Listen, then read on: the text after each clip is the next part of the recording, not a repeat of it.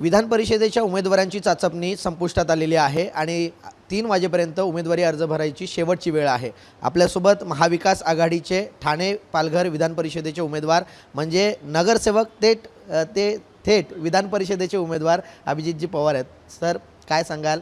पहिली प्रतिक्रिया काय असणार आहे, कारण पक्षाने खूप मोठी जबाबदारी आपल्यावर सोपवलेली आहे। एक सामान्य कुटुंबातील मुलाला कशी उभारी द्यायची असते, त्या पक्षाचं नाव राष्ट्रवादी काँग्रेस पक्ष।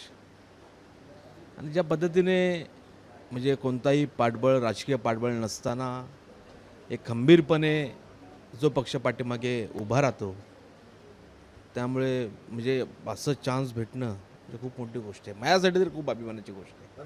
आज सांगताना सुद्धा भरून आल्यासारखं वाटतंय, कारण नगरसेवकाला तिकीट देणं, नगरसेवक म्हणून निवडून येणं आणि अचानक त्याच नगरसेवकांमधून विधान परिषदेचं एक तिकीट मिळणं, तेच म्हणून तर या पक्षाचं नाव राष्ट्रवादी काँग्रेस पक्ष आहे ना। म्हणजे जितेंद्र आव्हाड साहेबांचा आशीर्वाद, शरद पवार साहेबांचा आशीर्वाद, म्हणजे पवारसाहेब कसे कार्यकर्ते घडवतात, आव्हाड साहेब कसे कार्यकर्ते घडवतात, याचं एकमेव उदाहरण आहे। सर, 1064 मतदार आहेत।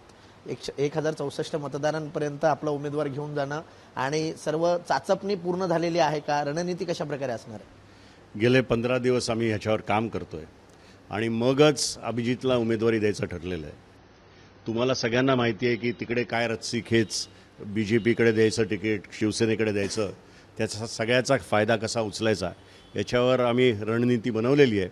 आणि आज फॉर्म भरून झाला की उद्यापासून आम्ही दर मतदारापर्यंत पोहोचायचं काम करणार आहोत आणि आम्हाला एक सकारात्मक असा सगळ्या बाजूनी एक कल मिळालेला आहे।